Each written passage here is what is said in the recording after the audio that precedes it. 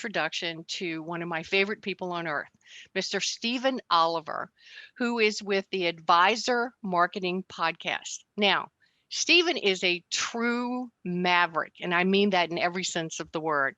Not only in our business, but I have to tell you, his clients universally love him, and they grow at rates that they wouldn't believe it's possible. Now, on this podcast, in each episode, Stephen is joined by various members of his team or special guests to share insider secrets to rapid growth and high net profits in your financial advisory practice.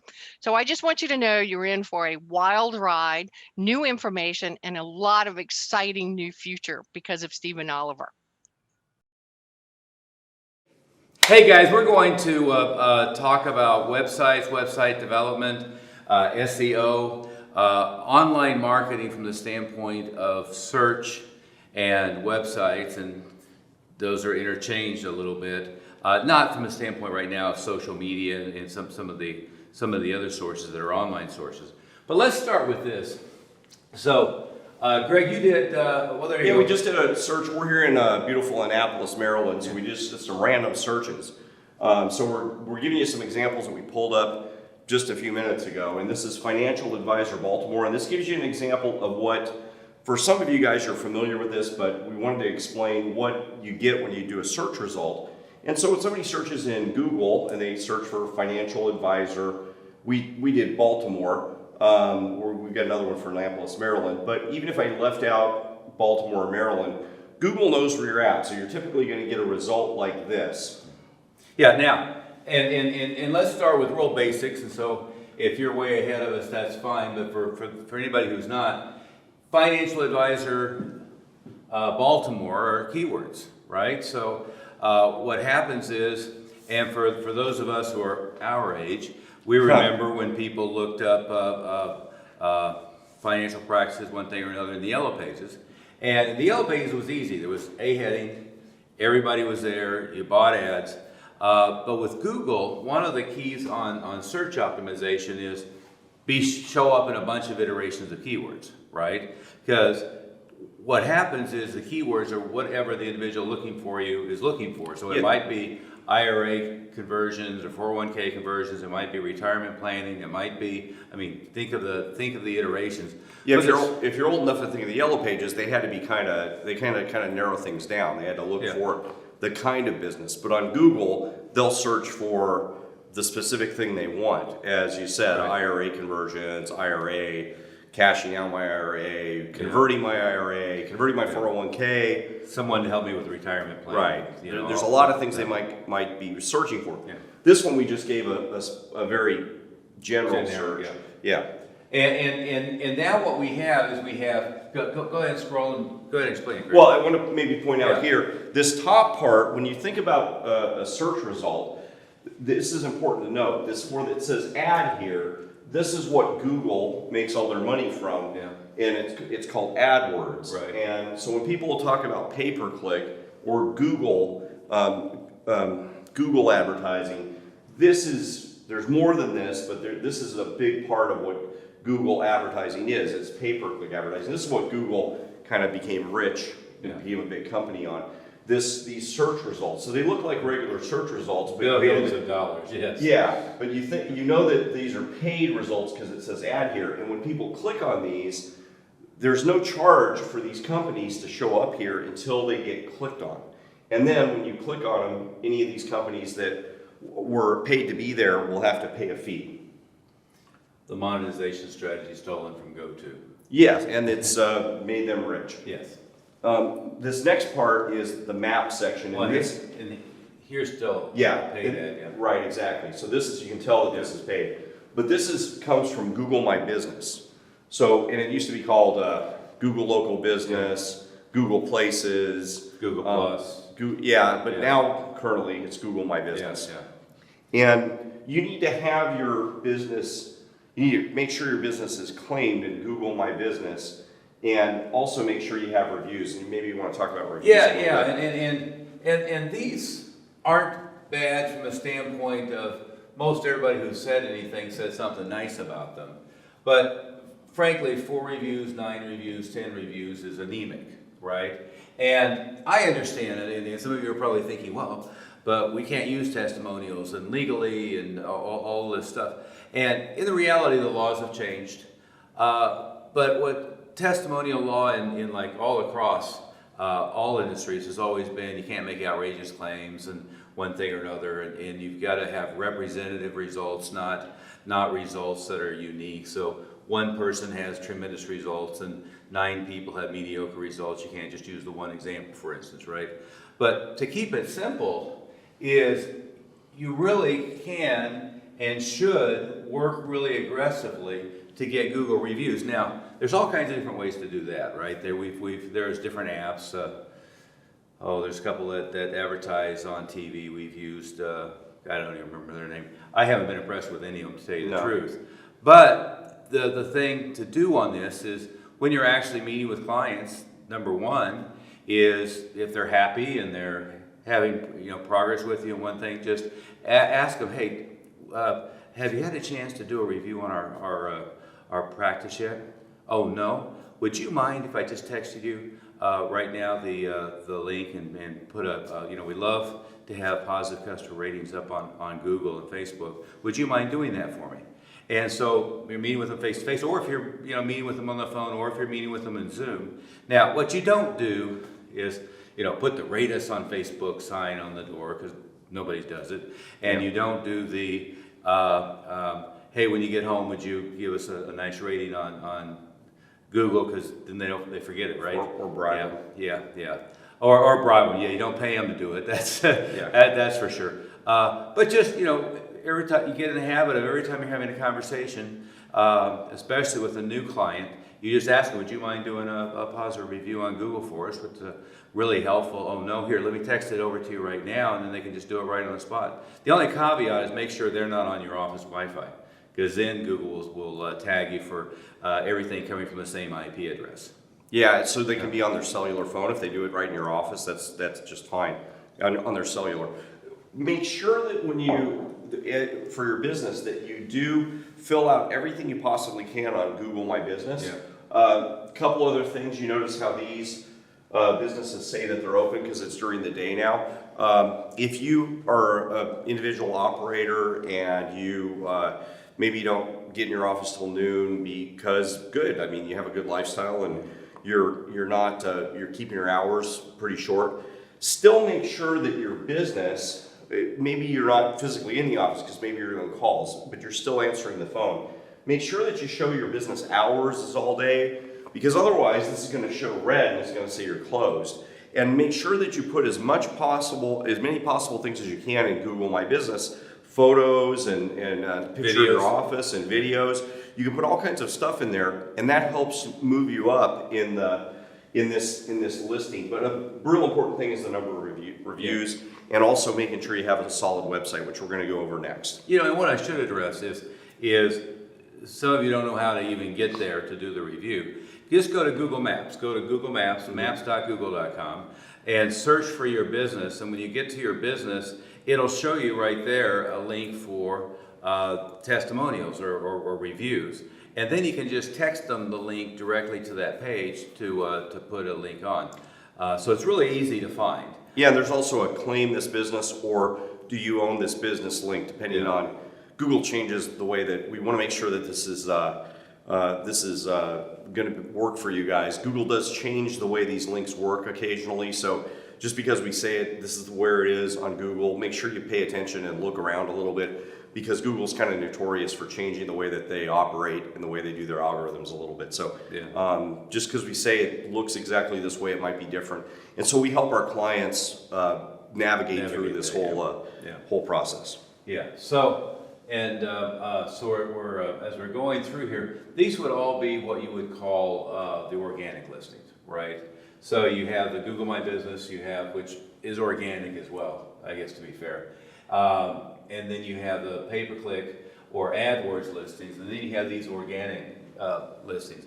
And your mission is, especially in a geographic area or in a niche, to show up on page 1 of Google. What's the old joke? You know, best way to be anonymous is to show up on page 2 or 3 of Google. Right, right. Yeah, if you're not on page 1, you're probably not going to get any traffic from this part of the listing. You know, even if you, and this does affect your AdWords results. It does affect your results. So even if you pay a lot of money for AdWords marketing or Facebook marketing, if you're not showing up here in this first page, you're going to be paying more for your clicks. You're going to get a lot of people that won't find you, and for a lot of other reasons, which we don't have time to go into today. And this is based on a lot of factors. Yeah, and we'll get to that. I might point out, you know, one of the listings here shows up as Yelp, the 10 best financial advisors in Baltimore. You have an opinion about that? Yeah, we've never seen Yelp be a really good thing to spend money on. You should, they allow you to have a listing. I might caveat that if I was a restaurant owner. Yeah. If you're a restaurant owner, certain other businesses, Yelp would be a great way to, I would probably put some money into that. Yelp is really good at calling you and asking you to spend money on them though, especially when you fill out your information on Yelp, they're relentless. They're very, very good. I'd really copy their business practices for their outbound calls. But for your business, they're probably not going to be effective at all. And unfortunately, we've seen a lot of our clients, before we started working with them, spend thousands of dollars on Yelp and get zero return. So Yelp isn't really where people go to find your business, your type of business. Again, as you said, restaurants. And to be a little bit more brutal, I mean, they're a protection racket, right? Yeah, they really are. It's kind of like what the Better Business Bureau used to be. Yeah. You know, be on the Better Business Bureau and be a highly rated business. But if you don't pay us money, then we're going to rate you down, and we're not going to clear your bad complaints. So that's kind of what Yelp is. Yeah. If you don't pay us money, then we may not rate you very highly. Yeah. But it really won't help you to pay the money. It will help you to make sure people write reviews for you there and fill out your information there. And generally, the only place that I consider Yelp to be important at all, frankly, is when somebody is coming to your office and they go to Apple Maps. You're going to show up under Apple Maps. And one of the things also is you can claim your position on Apple Maps. So you can go to Apple, and we can give you the details and the notes, but you can go to Apple and claim your position, make sure, just like in Google Local, that it's set up properly. But when you pull up a listing on Apple Maps, it'll show the rating from Yelp, not the rating from Google. So that's the only time the rating from Yelp is particularly important from my standpoint. Exactly. Yeah, so you want to spend a little time on Yelp to put the information in there and then get people to review you, but that's about it. And the good news is once you do that, do a little bit of legwork, you pretty much can ignore it, other than occasionally getting reviews to be pushed into Yelp. And probably order of priority would be Google reviews, Facebook reviews, Yelp reviews, absolutely. and then anything else, right? Right, and again, those reviews get picked up by other services, so that's another reason why they're really important. And don't get nervous about compliance, because we talked about this before. You do want them, they just have to be done correctly. Right. Okay, so, and we were going to go through some specific financial advisor websites. Did you want to talk? Go ahead. One thing about how you get rated, and we're going to talk about the advisor websites. The biggest thing to get rated on page 1, and really the only thing, is content. You have to have a lot of content. Bill Gates coined the term, I think, first. Content is king. And there's 3 main areas. One is that there's lots of content. The second is there's newer content. It's refreshed. It's new. And the third, maybe the most important, is that it's relevant. So you wouldn't be posting content on fly fishing, or you might, if that's your niche, if you do financial advising for fly fishing aficionados, but you wouldn't be posting content. You'd want to post content that's related to the keyword. And that's at least for search optimization, right, for search optimization. And let's define that a little bit. Is content would be written material, often referred to as a blog, right? It would be audio material, video material, photos. So that kind of encompasses the choices. But by developing a blog, in other words, posting written material, and those can be reports, they can be transcripts, they can be articles, They can be, you do a daily email out to your clients and you repost them. And we'll go more in depth into search engine optimization. But that's the type of content, is video, written, photos, and audio. Audio oftentimes is referred to podcast. And so what And we'll do- video can be podcast. Well, exactly, Yeah. exactly. So what we'll typically do is have a section with a bunch of videos. They'll turn into podcasts. They'll go out to all the directories. They'll go out separately to YouTube. We'll have a section with blog posts. Those blog posts can be repurposed judiciously in LinkedIn and Facebook, but generally what you're doing is making sure there's not duplicate content. That's a mistake people make. Yeah. They're involved with an organization, let's say you're with Northwest Mutual, and they have a ton of stuff that's available for their advisors, but you couldn't pull all that stuff out and put it on another website, because now you get dinged for duplicate content, and it actually hurts rather than helps your search. Yeah, Google doesn't want your content to be they want it to be unique. Yeah. They don't want it to be duplicate of other content that's out there. It's not strictly because it could be plagiarized or copied from somebody else, but it's just because it's not unique and it's not new. So then it lowers your ranking. So it's negative in terms of getting listed up here. So what you want it to be is unique. A lot of it, you want it to be recent, so that it's if you just put a lot of content on your website but never added any new content, your ranking would drop. So it needs to be continued to be added to, and then it needs to be relevant to your keyword. And then the last thing would be it should be unique. If you just pulled a bunch of stuff from found stuff from a book and then just copied it, it wouldn't work. It wouldn't help your search engine optimization. Now you see a lot of people. You see a lot of people that pay other companies for SEO, and be really wary of. One reason that we're doing this for you is so that you can be smart consumers of the companies you might outsource to. And we don't expect you to build your own web pages for what we're gonna do next. In fact, probably most of you shouldn't be doing that. Right. But what you should be is smart enough to know who you're outsourcing to and what you're doing. We have some companies we recommend, it's really important to understand the difference between these things. So even though maybe some of this stuff is technical, you gotta dig into it a little bit so that you can be smart about how you move forward and do the right things. Because we see a lot of people that just have a friend build their websites, or somebody in their office, and it ends up really being negative for their company and their practice. And mostly they just end up with brochureware. Exactly, they end up with stuff that's brochure. So we're going to show you some of this now. And to be fair, I mean, we're not digging too deep on that, but search the page has to be set up properly. Google really cares about loading speed, and they care about it being completely mobile. Mobile's really critical. Yeah. Mobile's critical. Most websites, even when they tell you that works on mobile, are really not built for mobile. Yeah. And 80% of searches now are mobile, on tablets or on phones. So it's going to lower your ranking on desktop. This is a desktop search, but it's going to lower your ranking even on desktop if your website isn't mobile not mobile friendly, but really built for mobile. Yeah, and there's some other areas like meta tags, so we won't go too deep into that. But also rate rankings and Google, incoming links. It's Lee Milt here, and I'm delighted to interrupt you today and let you know that I've been working with Stephen Oliver for 10 or 15 years now. He's a great guy. I love all the research that he does.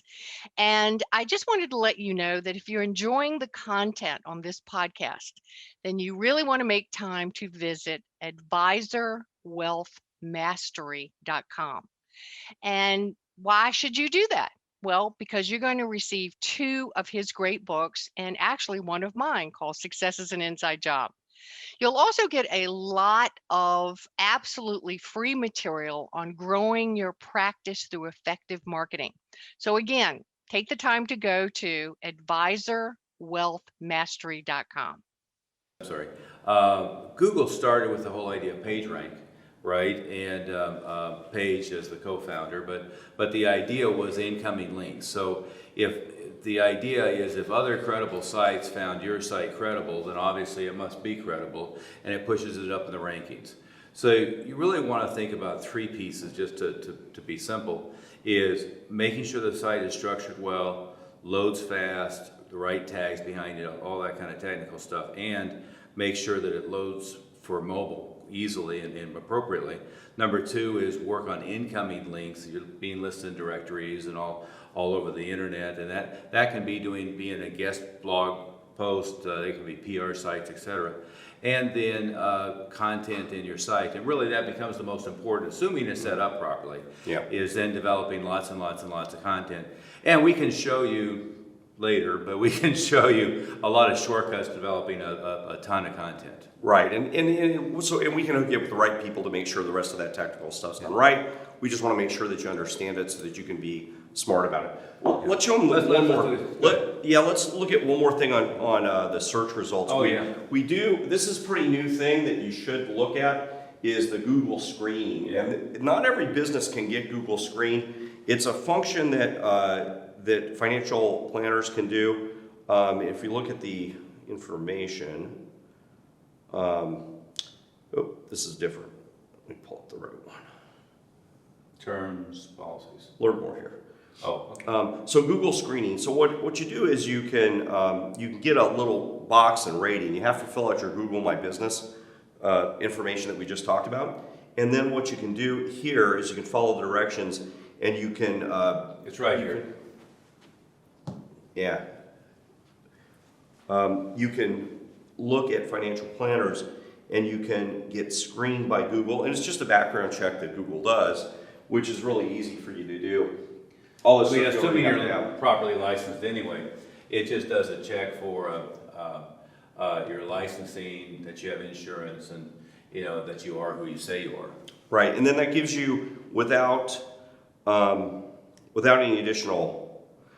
It's not additional cost, but then these would be part of your AdWords purchase. Yeah. So if we clicked on these guys' links, we'd be going to their website and they'd pay their normal AdWords cost. So that's the reason you want this. I mean, it does give you some credibility, but it also ranks you higher in the AdWords listing. Yeah.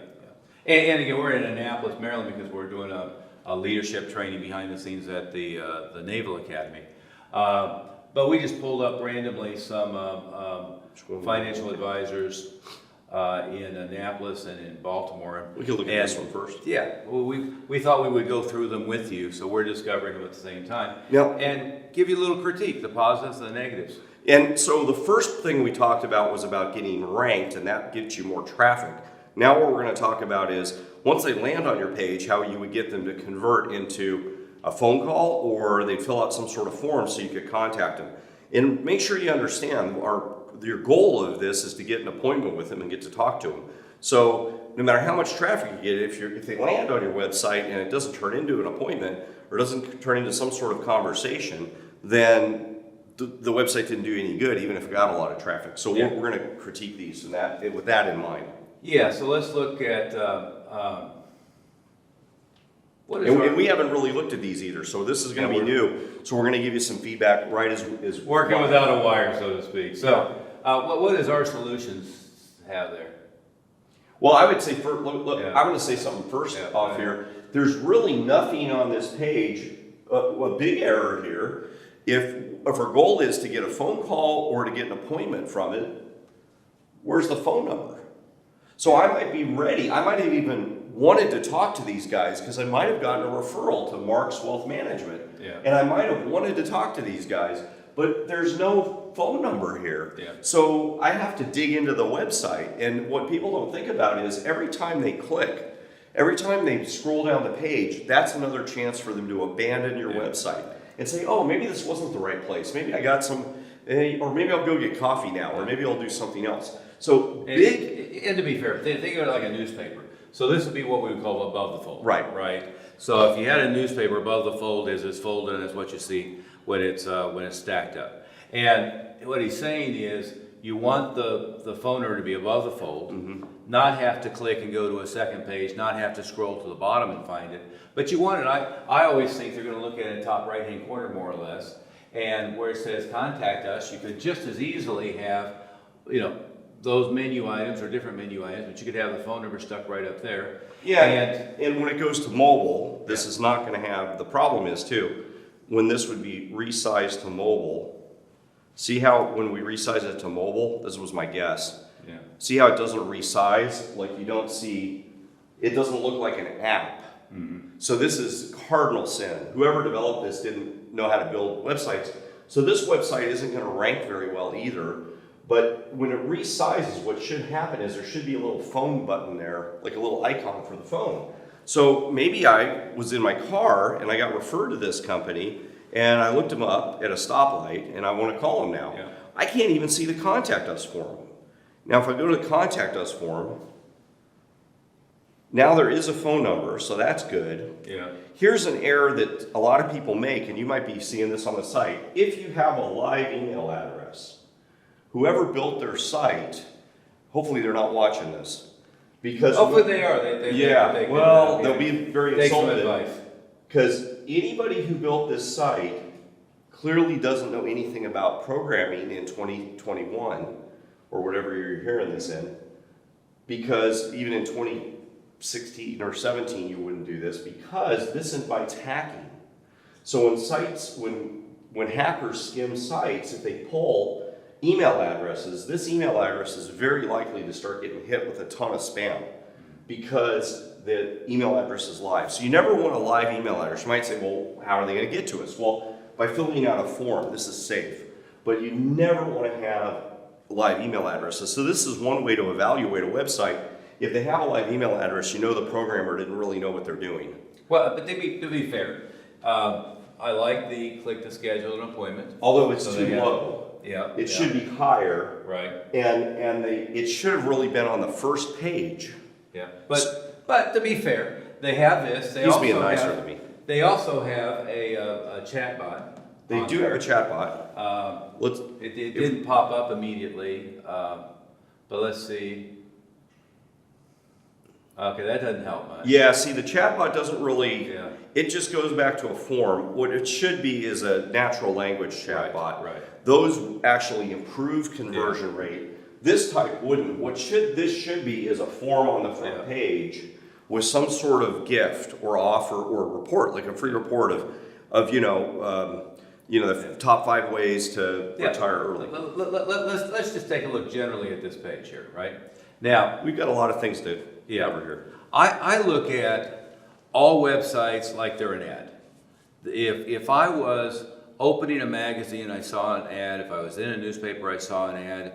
If I was in any environment, a postcard you mail to the mail, you always want a compelling headline, and the headline is the ad for the ad. In other words, the headline is trying to get them to read the ad, right? And if you look at this, what's the headline? March Wealth Management, their logo. And it's up there Yeah. twice for some reason. Yeah, that's what I was saying next. Is it's up on the top banner, it's down on the second banner, and then, am I trying to solve a problem? Is my problem that I haven't met their team, or is my problem that I'm trying to figure out, how the new tax law affects my retirement portfolio, right? So you want a call out, and you may have heard us say this several times, but I always go back to the quote, you want to get inside the conversation already going on in their head. You want to be like you're overhearing, surveilling the conversations they're having, stressed out over at the kitchen table late at night. You want to have compelling emotional call to look at the rest of the material. And the headline is never your name. And the conversation going on in their head is, I haven't met March Wealth Management team, right? Yeah. And see, what we have a tendency to do is we think somebody who shows up at our site is looking for us, which may or may not be true, and is ready to do business with us, which is usually not true, Right. and is really just trying to learn about us. Well, I gotta share something with you. Nobody cares about you. Right. They care about themselves, right? So they're not looking to learn about you. They're looking to solve a problem they perceive they have, answer a question that they have, find somebody who can give them support, and then you're looking to show them, 1, you can answer their questions, 2, you can help them, and 3, that you're trustworthy, right? So then some of this stuff, it's not that it's not useful, it's in the wrong step. Right. It's in the wrong order. Yeah. Like this information here isn't bad. Yeah. Oops. This information isn't bad. So these are the problems they're trying to solve. Yeah. Manage people's wealth, advise them on their portfolio, and plan for their legacy. But it's down there, and you know I've It's not terribly compelling in the way it's written, but No. it's more in the and right it's vein. and it's learn more. So maybe I want to learn more about that. Now this is more of a brochure. So let's look at what they have. Still, I don't really know what to do. Now it's going to educate me. Maybe I don't know, and then I'm going to have to. What am I going to do? I'm not really sure what to do yet. I'm still. Maybe I go all the way down to the bottom. And then this digs me in deeper. Oh, it just went to another section, so that's not maybe, but it's still, there's no what we call in marketing a call to action. Yeah. There's no real call to action here anywhere. So this would be, this needs to be fixed. Again, there's live email. Well, and let me reiterate what you said a minute ago and define call to action. Is if I'm a prospective client and I'm a referral, and I sat down with my best friend and I'm trying to solve a problem, or I'm lamenting my problems, and they say, oh, you should talk to Marsh Wealth Management, I work with them, I love them. Great. Now, the key word was, in all likelihood, Marsh Wealth Management, and they were actively searching for you. And then, once we get there, you're right. In most of the sites, we say, what would you say, 90% of the sites. Then you're right, is they want to learn who you are and they want to make an appointment because all the other steps have been taken. But if you're doing search engine or pay-per-click, and you're probably doing a landing page for pay-per-click, which we'll talk about in a different segment. But if you're doing search and they land on your site, then all of your assumptions about what it is they're looking for are wrong. Right? Is they searched IRA rollover, they searched retirement planning, or they researched Biden tax law impacts on whatever keywords they're going to use. And then if they end up here, well, what the hell do I care about meeting your team? I want to learn about answering my question, right? And that's what you're talking about call to action is think about there being more than, but at least two steps that are important in any interaction that's cold. Step number one is to capture some information, proactively follow up, and educate. Step number two is convert that to an appointment that then hopefully converts to a new client. And what we do too many times is we skip a step, right?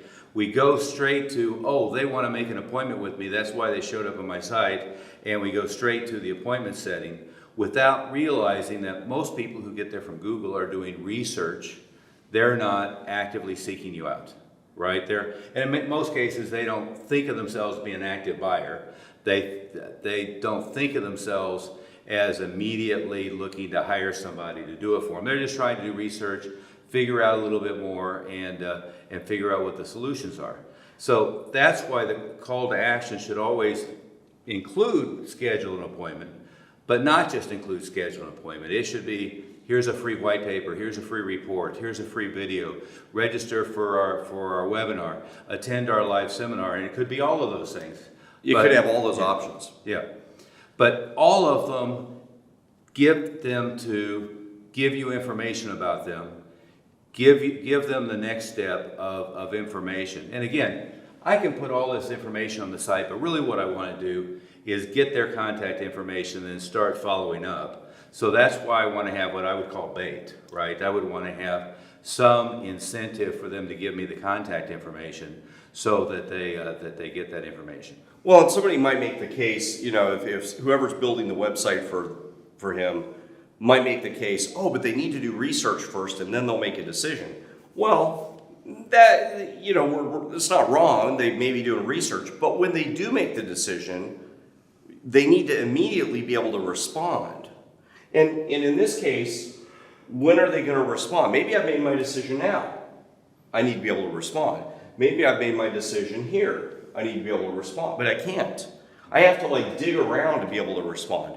And you always have to make the assumption that the page will get abandoned if they can't respond at that moment. So there's two pieces there. One is, as Steve's saying, that they need to, instead of going right to an appointment, it's kind of like, what's the example we use? It's like going on your first date, asking them to marry you. Asking them to marry you. Bring an engagement ring, and if you have a good time, ask them to marry you. Yeah, exactly. It's too abrupt, because an appointment is a big commitment. They need some other thing. Now, it doesn't mean you couldn't have on your website in multiple places schedule an appointment, because they may be ready. I mean, if this was a referral, if I land on this and I knew this, I got referred to this guy, it's totally okay. There's a phone number they can call. If I was referred to him and I'm ready, then yeah, there should be a phone number right there, so I could call the guy and schedule an appointment, no problem. But there's also other steps along the way that I can take. Yeah. You know, maybe somebody does go on a first date and they get married that day. Not a good idea. But speaking from experience. No, that's not me. But anyway. Let's summarize where we're at so far, and we can do that in another segment. How's that?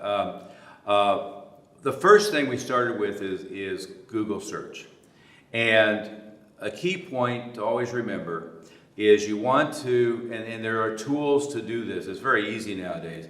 You can find out what people are really searching for, and Google, when you're buying pay-per-click, AdWords, they'll suggest keywords for you. But what you want to do is you want to come up with the list, and we can provide this for you, but you want to come up with the list of 100, 200, whatever various iterations they are, and I don't have it in front of me, but we have it for you. Look at the list of keywords that people are likely to search for. And then you want to go to work on how is this going to show up in Google, and that's the content strategy. And at the same time, to build out the content, the blogs and the podcasts and everything else, that's the content that you're going to put in the website. Yeah, because if they search IRA rollover, you want a lot of content about IRA rollover. So you show up in the search engines above other people. Exactly. But then you want to make sure you, at the same time, go through and are buying pay-per-click is some of the best investment you can make, because you have somebody who's actively looking. You want to make sure you're showing up in Google Local. You want to go through and do the verification process for financial planners, because then they're showing you up really, really high, because that's important. And go through those steps. And then when somebody gets to the website, think about it as just like somebody calls your office and starts asking questions, right? Your mission on somebody calls into your office and starts asking questions wouldn't be answer every question. Wouldn't be to have an hour-and-a-half conversation about their effective retirement planning on a cold incoming call. We all know what that would be. It would be qualify, answer questions enough to have them feel comfortable, make an appointment to meet in person, by phone, or by Zoom to do a discovery meeting and to learn more, right? But the website is the same. And so many people confuse what I'll call brochureware with the mission, and the mission is to capture information and then make an appointment. And typically it's in that order: capture information, then make an appointment, and not just make an appointment or nothing, right? And so you want those steps. But we'll do some more analysis, give you a lot more depth in a different segment. All right, sounds good. Thanks, everybody. Thank you. We'll see you next time.